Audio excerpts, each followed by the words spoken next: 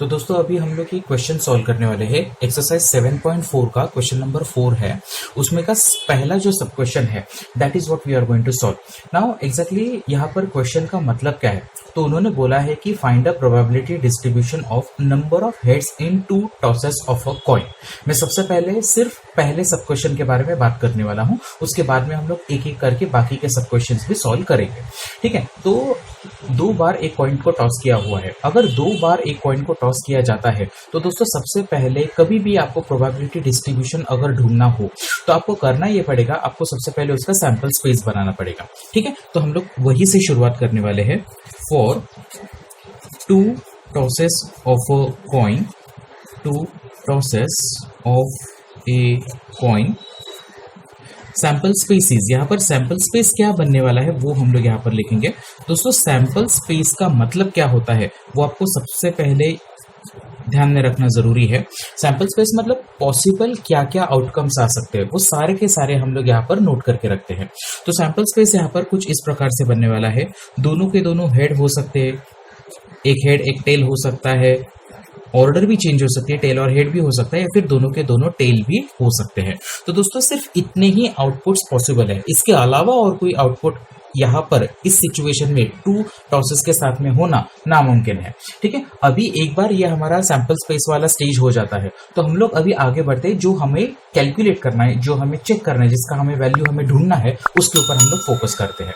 अभी उन्होंने बोला है कि नंबर ऑफ हेड्स कितने होंगे ऐसी सारी सिचुएशन में, तो हम लोगों को वो जो भी नंबर ऑफ हेड्स होने वाले हैं उसको कोई ना कोई वेरिएबल असाइन करना पड़ेगा। तो मैं यहाँ पर एक्स वेरिएबल असाइन करने वाला हूँ कुछ इस प्रकार से। Let x denote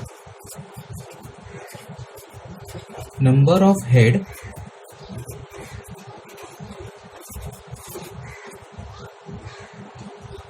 in 2 tosses of coin, 2 tosses of a coin।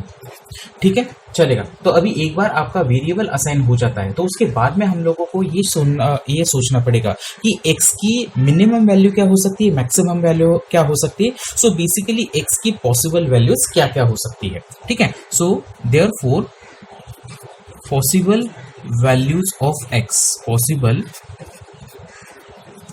Values of x क्या क्या हो सकती है पॉसिबल वैल्यूज। देखिए ये हेड था, दरअसल एक्स का मतलब क्या था, हेड था।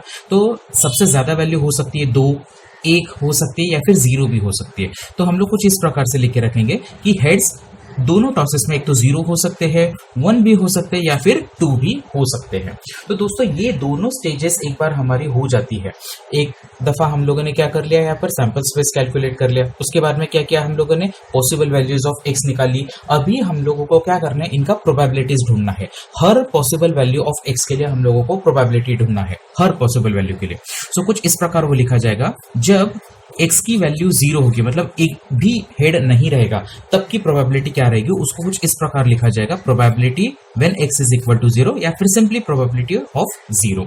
तो डिनोमिनेटर में हमें लिखना पड़ेगा कि टोटल सैंपल स्पेस में कितने एलिमेंट्स हैं। तो 1 2 3 4 टोटल 4 एलिमेंट्स है। इसके लिए मैं यहाँ पर 4 लिखूंगा और एक भी हेड नहीं है। अगर एक भी हेड नहीं होने वाला एस्पेक्ट कब आता है, कौन से सैंपल में यहाँ पर एक भी हेड नहीं आया था, तो चारों में से सिर्फ एक सैंपल में हेड बिल्कुल भी नहीं था। तो इस प्रकार से मैंने यहाँ पर 1 लिखा है क्योंकि एक ही सिचुएशन में हेड बिल्कुल नहीं था, 1 लिख दिया, मैटर खत्म। यहाँ पर हम लोगों ने प्रोबेबिलिटी निकाल ली है। अभी उसी प्रकार से हम लोग कैलकुलेट करेंगे कि अगर मेरे x की वैल्यू मतलब हेड की वैल्यू अगर 1 रहेगी तो कैसे हम लोग कैलकुलेट कर सकते हैं। तो देखिए यहाँ पर भी डिनोमिनेटर में आपको 4 ही लिखना पड़ेगा और हेड एक बार आने के जो सिचुएशन है वो इस 2 बार हुई है, तो हम लोग इस प्रकार से 2/4 लिखेंगे। अगर आप चाहे तो इसको और सिंप्लीफाई भी कर सकते हैं 1/2 के हिसाब से। सेम चीज जो हम लोगों ने किया था 0 के लिए और 1 के लिए, हम लोग 2 के लिए भी करेंगे। सो देयरफॉर x की वैल्यू जब 2 रहेगी, प्रोबेबिलिटी ऑफ 2 दोनों के दोनों हेड अगर आपको चाहिए तो डिनोमिनेटर में आपको 4 ही लिखना पड़ेगा, ये सारे 4 हम लोगों ने यहाँ पर लिख दिए हैं। उसके बाद में 2 बार हेड इस सैंपल स्पेस में कब आया है, कितनी दफा आया है, वो हम लोगों को यहाँ पर लिखना पड़ेगा। तो यहाँ पर हम लोग एक ही सिनारियो में दोनों के दोनों हेड देख पा रहे हैं, इसकी वजह से मैं यहाँ पर 1 लिखूंगा। तो दोस्तों ये दरअसल हुई है हमारी सारी की सारी प्रोबेबिलिटीज। एक बार हमारे पास में प्रोबेबिलिटीज आ जाती है तो यहाँ से नेक्स्ट स्टेप ये होने वाला है कि हम लोग उनको एक टेबल में प्रॉपरली सजा कर रखने वाले हैं। ठीक है, तो दोस्तों हमने अभी तक सारी प्रोबेबिलिटीज कैलकुलेट कर ली है। अभी हम लोग प्रोबेबिलिटी डिस्ट्रीब्यूशन वहां पर सेटअप करेंगे। सो कुछ इस प्रकार से लिखा जाएगा, therefore the required probability distribution is probability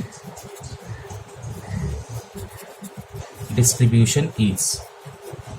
क्या यहाँ पर प्रोबेबिलिटी डिस्ट्रीब्यूशन हमें चाहिए? जो हम लोगों ने अभी तक कैलकुलेट किया है वही सेम चीजें हमें यहाँ पर नोट करनी पड़ेगी। तो सबसे पहले कैपिटल एक्स की जो वैल्यू रहेगी उसकी जो भी हम लोगों ने पॉसिबल वैल्यूज लिए थे, क्या क्या वैल्यूज लिए थे, 0 लिया था, 1 और 2 ये वैल्यूज लिए थे। उसके बाद में उनके कॉरस्पॉन्डिंग प्रोबेबिलिटीज हम लोगों को क्या क्या मिली थी वो भी हम लोग यहाँ पर लिख के रखेंगे। तो जब 0 हेड था तब उसकी प्रोबेबिलिटी थी 1/4। जब 1 हेड था उसकी प्रोबेबिलिटी हम लोगों ने कैलकुलेट करके रखी थी 1/2। 2 हेड्स थे तब वहां की प्रोबेबिलिटी हम लोगों ने निकाल के रखी थी 1/4। तो दोस्तों ये दरअसल ये पूरा का पूरा जो टेबल बनेगा इसको हम लोग कहते हैं प्रोबेबिलिटी डिस्ट्रीब्यूशन।